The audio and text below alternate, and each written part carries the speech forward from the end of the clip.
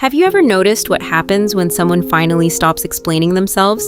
Not just once, completely. They stop correcting people who misunderstand them. They stop defending their choices. They stop arguing with accusations that are clearly unfair. Someone assumes the worst about them and they let it pass.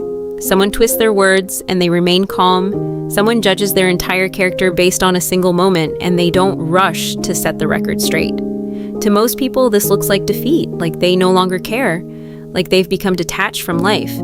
But what if the opposite is true?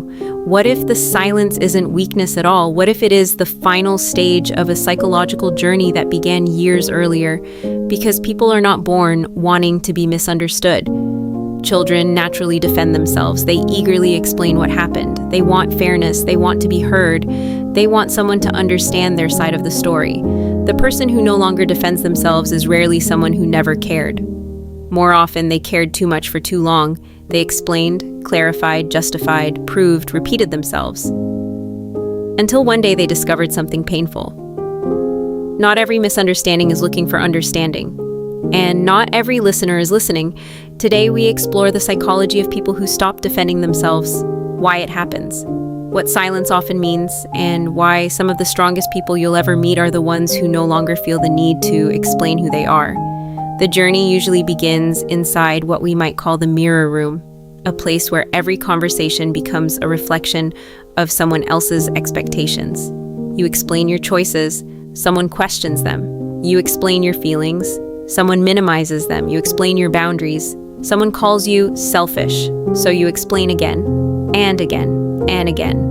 Slowly, life becomes less about living and more about interpretation. You spend enormous amounts of energy trying to control how others see you, trying to make sure your intentions are understood, trying to prevent being judged unfairly.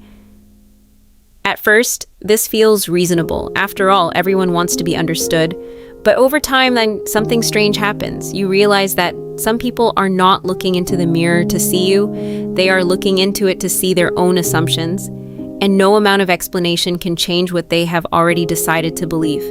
This is often the first crack in the need to defend oneself. Not anger, not resentment, recognition. Most people think silence comes first. In reality, exhaustion comes first. Long before someone stops defending themselves, they usually spend years doing exactly that. They have difficult conversations, offer second chances, clarify misunderstandings, express their feelings honestly, give people the benefit of the doubt. Again and again, they believe that if they can just find the right words, everything will finally make sense. But eventually, they encounter a difficult truth. Some conflicts are not caused by a lack of communication. They are caused by a lack of willingness. The issue was never that the message was unclear. The issue is that the other person was committed to a different story. And when someone spends years pouring energy into conversations that never truly change, exhaustion begins to replace hope. Not because they are giving up, because they are running out of places to put their faith. Psychologists often speak about something called invalidation. It sounds technical, but the experience is painfully familiar. It happens when your reality is repeatedly questioned, when you're told you're too sensitive, too emotional, too dramatic, too difficult, too much. Your experiences are minimized, your feelings are debated, your perspective is rewritten. Over time, this creates a hidden burden. You begin preparing your defense before anyone attacks. You rehearse conversations before they happen. You anticipate criticism before it arrives. You explain yourself before anyone even asks. Your nervous system becomes trapped in a constant state of justification. And justification is exhausting because it sends a subtle message to the self that your reality is always on trial. Eventually, many people reach a breaking point. Not because they stop believing themselves, because they finally start believing themselves enough. To outsiders, the transformation often looks sudden. One day they were explaining, the next day they weren't. But this is the iceberg effect. The silence is visible. The years that created it are not. People see the final decision. They do not see the countless conversations that came before it, the nights spent replaying arguments, the emotional energy spent trying to be understood, the repeated disappointments, the repeated dismissals.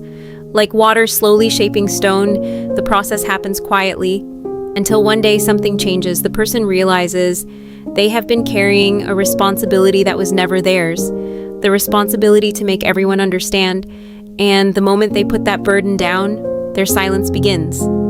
But silence is not always what people think it is. Many assume silence means a person has stopped caring.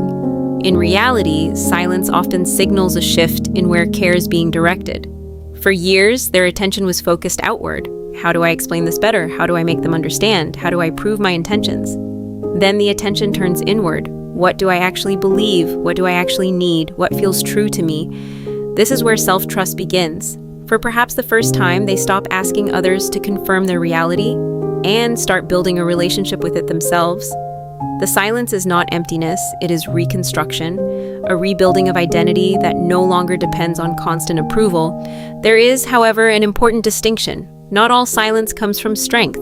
Sometimes silence comes from hopelessness. Sometimes people stop defending themselves because they believe nobody will ever listen. This kind of silence carries sadness. It is withdrawal, not peace.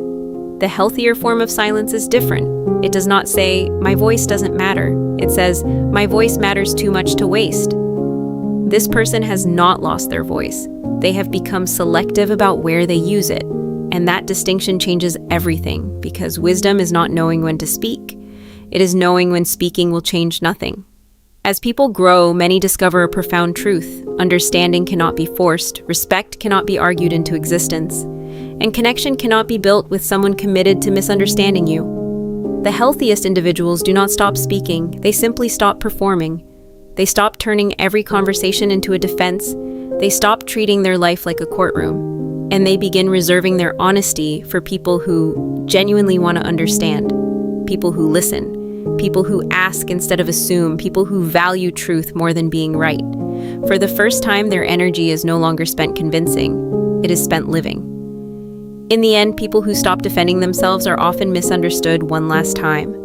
The world assumes they became cold.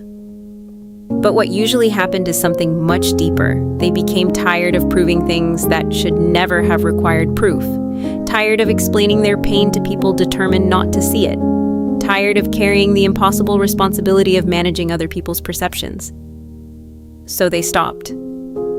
Not because they had nothing left to say, but because they finally understood something liberating. Your worth does not increase when someone understands you. Your truth does not become more valid when someone believes it. And your peace should never depend on winning an argument you were never meant to fight. There comes a moment when you step out of the courtroom of constant justification. You put down the evidence, you stop making your case, you stop asking for permission to be who you are. And in that moment, silence becomes something entirely different. Not surrender, not weakness, not defeat, freedom. The freedom to trust yourself. The freedom to protect your peace. The freedom to let people misunderstand you if understanding was never their intention in the first place. And sometimes that freedom is the strongest statement a person can make without saying a single word.